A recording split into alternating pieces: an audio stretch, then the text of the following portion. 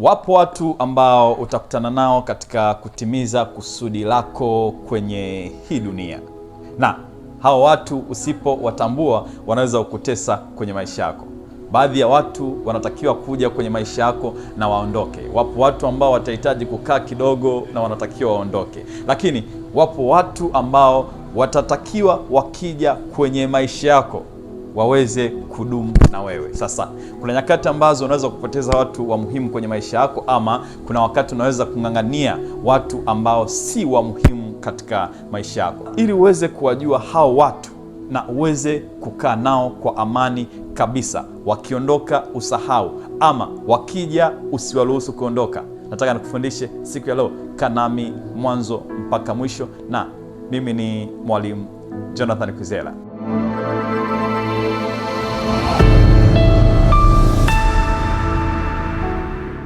Kundi la kwanza ambalo utakutana nalo kwenye maisha yako ni kundi linaitwa seasonal people.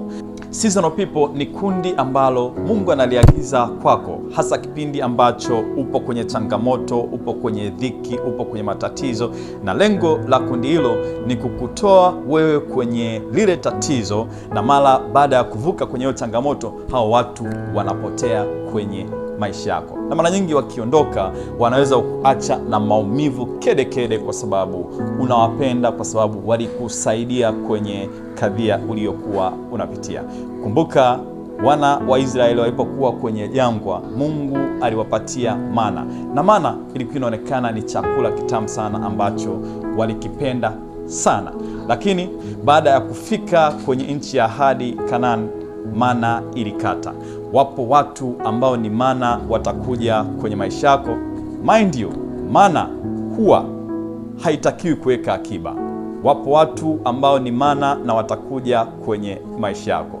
Wakiondoka, uwe na uvumilivu na ukubaliane na hali, kwa sababu Mungu aliwaagiza waje kwako kukutatulia ile changamoto ambayo unakuwa unapitia katika kipindi fulani.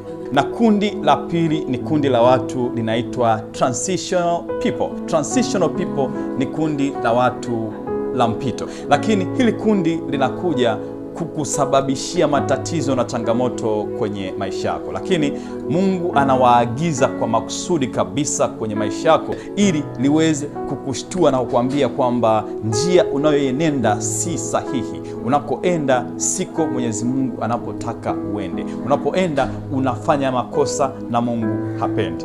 Kumbuka Yona alivyotumwa kwenda Ninawi, akaenda Tarshishi. Mungu alimtumia nyangumi ambaye alimletea changamoto, akakaa ndani ya tumbo la nyangumi kwa siku 3. Ukisoma Yona sura ya 2 mstari wa 10 unaweza kuona changamoto alizokuwa anapitia Yona, lakini lengo kuu ni kumwambia ya kwamba njia unayoienenda sio njia ya Mungu. Njia unayoienenda sio Mungu anayotaka uweze kuipita. Pita njia fulani. Wapo watu wa namna hiyo, watakuja kwenye uchumi wako, inawezekana wakakufirisi, watakuja kwenye mahusiano yako, watakuumiza, watakuja kwenye kazi zako na watakuumiza, lakini wana lengo zuri la kukuelekeza ya kwamba jambo unalolifanya si zuri kwa Mungu. Ndio maana watu wengi waliookoka watakwambia, nilikuwa nafanya kitu 1, 2, 3 nikaumia, nikafirisika, lakini hatimaye niko hapa. Na kundi la tatu katika maisha yako utakalokutana nalo ni kundi linaitwa situational people. Situational people ni kundi la watu ambao utakutana nao kwa sababu ya hali ambayo utakuwa nayo kwenye maisha yako. Ili kundi linakuja katika kipindi cha neema, kipindi cha mavuno, kipindi cha furaha, na mara ile neema yako inapokata katika maisha yako, na wao huwa wanakata, na ukijaribu kuwalazimisha kuendelea kuishi nao, kuwa nao karibu, wanaweza kusababishia changamoto na matatizo makubwa sana kuliko kuacha wakaenda. Yesu Kristo alipokuwa anawalisha watu mikate, walikuwa wanamfuata wakiwa ni kundi kubwa sana, lakini ikafikia hatua Yesu anawaambia ya kwamba sasa hivi mikate hakuna tena, mnatakiwa kula mwili wangu ili muweze kuwa na uzima wa milele. Watu wanasema ya kwamba ni nani awezaye kulikalili neno hili? Na maana kwamba walikataa ya kwamba hawawezi wakamfata yeye bila mikate. Ukisoma Yohana sura ya 6 mstari wa 66 unaona watu wengi wanaondoka na wakabaki watu 12 tu. Wapo watu ambao watakuja kwa sababu ya mkate ulionao.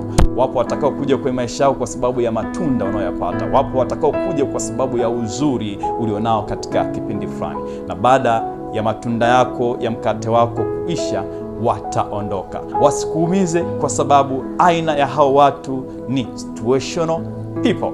Wamekuja kwa sababu ya neema unayokuwa nayo kwenye maisha yako. Na kundi la 4 ambalo utakutana nalo kwenye maisha yako ni kundi linaitwa instructional people. Instructional people ni kundi ambalo linakuja kwenye maisha yako kukuelekeza, linakupa darasa la kitu gani unatakiwa kufanya kwa wakati fulani, na darasa huwa halidumu, na hao watu sio kwamba utaendelea kuwa nao katika maisha yako kila siku. Instructional people wanaweza wakawa wanakuambia, bana, wewe una kipaji, unatakiwa ufanye 1, 2, 3, na wanakuambia kwa nia njema kabisa, na Mungu anawaleta ili waweze kukusahihisha kwenye maisha yako. Instructional people. Kumbuka Yethro alichokuwa anamwambia Musa ya kwamba hutakiwi kufanya hizi kazi zote ukiwa mmoja. Kitu cha kufanya, unatakiwa udelegate majukumu, wapatie watu wengine, na wewe kazi yako uwe mediator, uwe mtu wa kati ya Mungu na watu wako. Nakumbuka hata Mtume Paulo kuna kitu alikuwa anamfundisha Timotheo. Ukisoma waraka wa pili kwa Timotheo sura ya 2 mstari wa 2, Mtume Paulo anamwambia Timotheo ya kwamba yale mambo uliyokuwa unayaona na yafanya mazuri kwa watu, hakikisha unawapatia wale watu wachache ambao ni waaminifu, ambao watawafundisha watu wengine. Instructional people ni watu ambao wanakufundisha namna gani uweze kutenda katika viwango ambavyo ni bora sana kwenye maisha yako, na ni watu wa muhimu sana ukiwazingatia. Na kundi la 5 ambalo ni la muhimu sana kwenye maisha yako, ambalo unatakiwa kulizingatia na kuling'ang'ania sana, ni kundi linaitwa permanent people. Ni watu ambao ni wa kudumu katika maisha yako. Kama ni kwenye mahusiano, ni wa kudumu. Kama ni kwenye biashara, ni wa kudumu. Kama ni kwenye kampani ya kazi, ni wa kudumu. Permanent people ni watu ambao hawaji kwako kwa sababu una maana, hawaji kwako kwa sababu una mkate, hawaji kwako kwa sababu una uzuri. Wanakuja na wanakuelewa katika hali unayoweza kuwa nayo kwenye maisha yako. Na kumbuka, hawa watu si wengi. Huwa katika 100 unaweza kumpata mtu mmoja tu. Kumbuka habari ya Naomi katika kitabu cha Ruth. Naomi alikuwa na vijana wake 3. 2 wakaenda wakaoa wanawake, wakawaleta nyumbani kwa Naomi, lakini bahati mbaya wale watoto wa Naomi wakawa wamefariki. Baada ya kufariki, wakamwachia wajane. Naomi akaona wanaishi katika mazingira ya mateso, akawaita akawaambia, wanangu, kwa hali tunayoishi kwa sasa, mimi nahisi mnateseka.